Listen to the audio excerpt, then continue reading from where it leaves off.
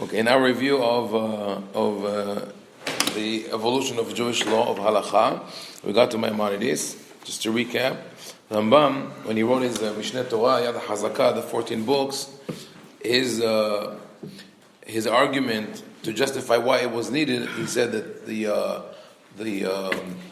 events, wars, and the difficulty of traveling and the dispersion of the Jewish community made it difficult for people to remember and to follow all the details of the halakha. The literature, it became so immense and broad that people cannot encompass everything. So he decided to distill everything and to put it in writing and to create this book called Mishneh Torah, שאדם קורא בתורה שבכתב ואחר כך קורא בזה ויודע ממנו תורה שבעל פה כולה. When you read the Torah, the written Torah, the Chumash, then you read the book of Rambam, and all the literature that was written in between for almost 1,000 years could be put aside.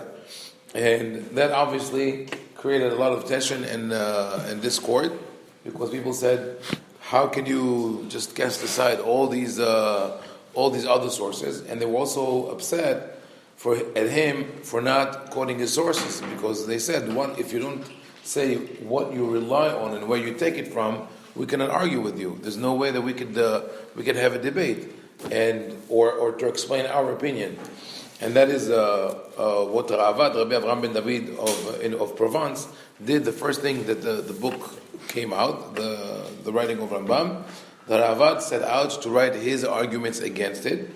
And one of the main arguments that is already in the introduction, he writes, Savar letaken velo tiken. He wanted to improve the state of affairs in Jewish law, but he did not, because he abandoned the path of all the authors who were before him, and he did not support his statements with proofs.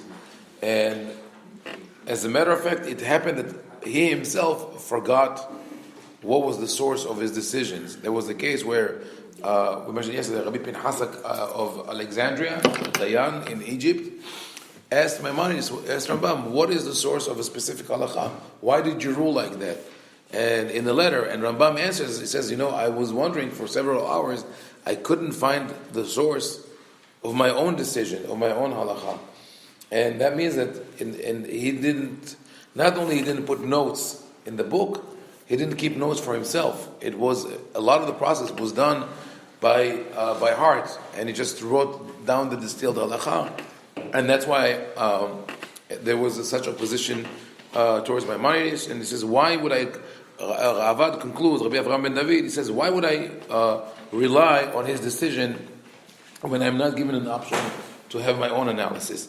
So part of the opposition to Maimonides was that, as I said, he cast aside all the rest of literature, but also that he presented only one halakha without arguments. And we could say that you could look at Maimonides' work in different ways. On one end, it was extremely successful because he was able to really create this encyclopedia of halakha that everybody could refer to. On the other hand, his ideal, his goal has failed, because he wanted to create a book that everyone will follow. But in reality, nobody follows. No one says, I follow Maimonides, I follow Rambam. They would say, at a certain level, we go back to Maimonides. But if you ask most observant Jews today, what is the book that you follow? What is your codex of halakha? The answer would be Shulchan Aruch. We follow the Shulchan Aruch. This is what most people would say. And that is in itself amazing, because most people do not follow Shulchan Aruch. What they follow is their own version of the Shulchan Aruch. And that is, when we get to Shulchan Aruch, I'll explain why in detail. But in general lines, I will say that Rabbi Yosef Karo, who was the author of the Shulchan Aruch, studied the history of the books that preceded him and tried to create something that will be used by everyone. And he realized that the flaw of Mishneh Torah, of Maimonides, is that it was monolithic. It was one opinion only. And real life doesn't work like that. first the diversity of communities, people from different places, from different and with different practices, different approaches. People need a little more wiggle room to be allowed to do certain things, even if when there's no implication on halakha. Meaning, does it matter if you read 3 verses or 5 verses? Does it matter if you say the Kaddish before the Hallel or after the Hallel? All these things really do not matter. It's not the question of the black and white halakha in the Torah. You shall not commit murder. Lo tirtzah. Right? There's no wiggle room there. It's very clear. You should not kill. But there are other things where people want to find different ways to do it. So we will see what Rabbi Yosef Karo did. He actually, in his Shulchan Aruch, which literally means the set table, he included many different opinions and left a lot of the halachot open-ended. In that manner, he allowed people in the same room would do different things, and both of them could claim, I follow Shulchan Aruch. So in other words, the difference between Maimonides and Rabbi Yosef Karo was this. Maimonides wanted everyone to follow his ruling, the one ruling that's in his book. Rabbi Yosef Karo wanted everybody to use his book. And it doesn't matter which ruling they will take. And in that he succeeded. So, but in any case, Maimonides did what he did. He wrote the Mishneh Torah. People did use it. It spread very quickly, as well as the opposition. There were many copies of manuscript people copied, and then there were the opponents of Maimonides. Besides their opposition to his halachic writing, they had also the opposition to his philosophical writing, the Guide of the Perplexed, Moreh Nevuchim, and they argued that his ideas are based on Greek philosophy. At a certain point, the debate became so heated that the scholars who were against Rambam collected letters against him. They were published in a book called Kitab al-Rasail, the book of letters by Rabbi Meir Halevi Abu Afia, and they proved that basically the philosophical ideas of Maimonides was wrong, and as a result, there was a public event of burning the books of Maimonides. That is how that dispute escalated to such catastrophic dimensions, and unfortunately, that later on led to many scholars believe that because of that, because the foreign government saw that this is what the Jews, how they acted between themselves, that led to the burning of all Jewish books in Paris in the 1400s, in the 14th century. It's called Servat Talmud. So the book of Maimonides spread, but as I said, not everybody was able to follow it, especially because the fact that he didn't put any references. Right. It was just straight. This is what you got, and this is what. So it was a cumulative factor. I mean, on one hand, his writing of Jewish law, people did not accept it because he did not provide the sources, and he only gave one option to all, and he also sort of dismissed all the literature before him, which people saw as arrogant. And he on one hand, he had the knowledge to do that, but it was too much, to like a dictatorship, to impose his ideology and halakha on the whole Jewish world, which he himself notes already during his time, was dispersed. At the time of Maimonides, we're talking about the 12th century, 1100s, from mid 1100s to the early 1200s, when we look at the map of the Jewish world, there's a solid, very big community in Babylonia that was there for almost, from the destruction of the temple, and is the center of the yeshivot, the Geonim. Shortly after that, 100 years later, many of them will immigrate from Babel to Morocco, and some towards Middle Asia, but there was a very Central Asia, but there was a very big community there in Baghdad. Then there was a community in Egypt, also a very important and solid community in Egypt. In North Africa, from Algeria, what is today Algeria, Tunisia, Libya, Morocco, Mauritania, there were important communities with yeshivot with different centers, and of course the Jews of Spain, all through Spain. There were communities as well as in Provence, in Germany, even in England, and Yemen, the Arabian Peninsula. They're Jews all over the world, and they have different. Even though they have, and in Italy I forgot to mention, and even though they had common background, over the years, hundreds of years that they lived separately, they developed different minhagim. And you have to remember, not only when we talk about halakha, it's not just the ritual. When you talk about the rituals could be a little more related to each other, meaning Jews all over the world say Amidah. They say three prayers, Shaharit, Minhan, Arvit. That was common to everyone. But when you come to monetary laws, for example, those changed constantly based on the regulations and the situations in each country. And a person who lives in Spain and then in Morocco cannot technically know all the different agreements and regulations of Western Europe or other places. So immediately after this, the book came out, and the commentaries of Ravad, and that was a halachic argument, the legal argument, that combined with the opposition to his philosophical views, which they felt were too influenced by the Greek philosophy. So together they had enough of an excuse to reject the totality of his work. So for Rambam, the way, if you look today, what is the situation in the Orthodox world, what they call the yeshiva world? They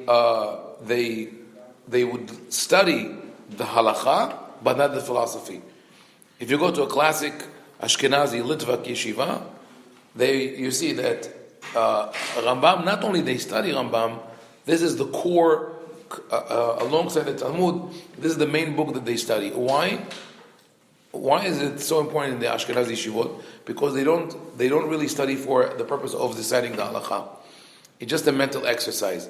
And so as a mental exercise, there's no better book than Maimonides, because you put Maimonides on one side and you put the Talmud on the other side, right? The Talmud has arguments and discussions and 100 opinions, and Maimonides says 1, 2, 3. So, now let's see, how did you get from here to here? And let's find the contradiction. So all really the 99% you could say of the time passed in the yeshivot is trying to figure out what the Talmud says, what Maimonides says, and how you can reconcile them, which is not necessarily what Maimonides had in mind. Meanwhile, in the Sephardic yeshivot, Maimonides was a core requirement to just study the book and know it fully, aside from the Talmud. But the philosophy, until recently, nobody in the Ashkenazi world would touch it. In the Sephardic world, most of the scholars, most of the rabbis would study the philosophy of the Rambam alongside other books. But when we talk about halakha, so what happens as a result? Now we have this book that sort of addresses only or represents only the ruling of Rambam, who represents the Sephardic world. He is a disciple of Rabbi Yitzhak Alfasi, and Ashkenazi Jews feel that they are not represented here. A book came as a sort of a complement, supplement to the Mishneh Torah called Hagahot Maimoniot.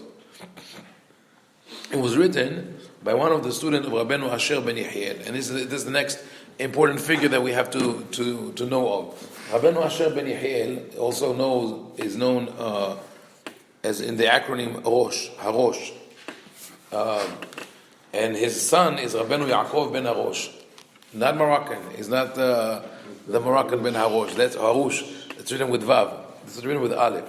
So he's the son of Harosh, Rabbeinu Asher. Rabbeinu Asher ben Yehiel was born and raised in Germany. But he fled Germany at a certain point, in the mid-1300s. He fled Germany because of persecutions. The events that caused him to get up and leave Germany was that his rabbi, Rabbeinu Meir of Rothenburg, or is known as a Maharam of Rothenburg. Rothenburg means in German, Rothenburg, what is it? The Red City? Or the Red Rot, right? So it's the red. Yeah. So it's the Red Fortress or the Red City. Yeah. So Maharam of Rothenburg was jailed by the prince of the city, and he asked for a very an exorbitant ransom to redeem him. The people of the city were about to pay the ransom, but the rabbi, the Maharam, said, do not do that. Don't pay that, because you're only going to encourage other rulers to do the same thing. So he remained in the tower, in the prison tower, and he died there. And only years after he died, a wealthy Jew paid to redeem his remains, and he was buried alongside the Maharam of Rothenburg. But meanwhile, his students realized that, some of them realized that Germany is not a place for them to live. Rabbeinu Asher packed his stuff and left to Spain. So he's the one of the important scholars that actually made the transition from Germany, from the Ashkenazi world to the Sephardic world. And it is interesting to know, this is one of the scholars of Jewish law, Professor Israel Tashma, writes about that. He says that all the major halachic works until the Shulchan Aruch, including the Shulchan Aruch, were written by Sephardic Jews or by people influenced by Sephardic culture. What you have from the same period, from the 7th century to the 15th century, from the Ashkenazi world, I mean, actually Ashkenazi world did not exist at the 7th century, but from the time where it emerges, the 9th century, to the 15th century, what comes from the Ashkenazi world are more anthologies of separate rulings or practices or customs or liturgy, but no methodical, systematic work of Jewish law. These were all created in the Sephardic world because they had a different mindset. The mindset of the Sephardic world was very practical, very logical, very analytical. You study something, you have to know what is the result, how you apply it to practical life. So they were halakha or law oriented, whereas in the Ashkenazi world things were more abstract.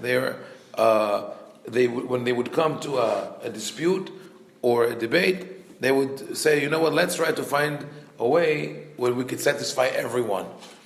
So out of fear, we don't want to transgress anything, so let's do this and this and that. So you never, and even today, when you approach in some of the Ashkenazi yeshivot, you approach the rabbi and say, what is the halacha? I don't know. You should ask someone who is a posek. Is the. He said, but you study all your life in the yeshiva. He said, yeah, but maybe you could say this, you could say that. I don't know. It's better to, right. So you're not locked there. So Rabbeinu Asher ben Yehiel, when he moves from Germany to Spain, he starts. He's exposed to the different mentality, the different world of Torah learning in Spain. They give him tremendous respect. He eventually settles down in Toledo, or they call it Toritula, and he settles in Toledo, and he opens a yeshiva there, and writes his halachic work. His son, Rabbeinu Yaakov ben Arosh, we'll speak about next time. Rabbeinu Yaakov ben Arosh is the one who wrote the next major book of halachic literature, which eventually became the foundation for the Shulchan Aruch. So, from Maimonides to Rabbeinu Yaakov in the 14th century, and then the Shulchan Aruch. We have a quick question. Yeah.